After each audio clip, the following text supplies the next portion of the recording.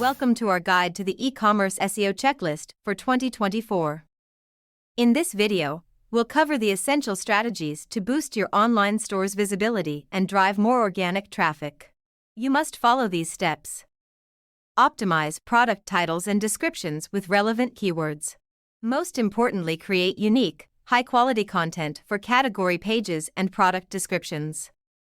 Ensure your website is mobile-friendly for a seamless user experience.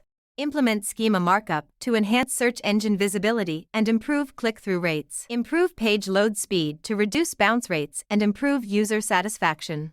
Utilize long-tail keywords to capture niche markets and increase conversion rates. Leverage user-generated content, such as reviews and testimonials, to build trust and credibility. Invest in influencer partnerships to expand your reach and attract new customers. Utilize social media platforms to promote your products and engage with your audience, driving traffic back to your e-commerce site. Stay updated with algorithm changes and industry trends to remain competitive in the ever-evolving landscape of e-commerce SEO. Track and analyze key performance metrics such as organic traffic, conversion rates, and keyword rankings to measure the effectiveness of your SEO efforts.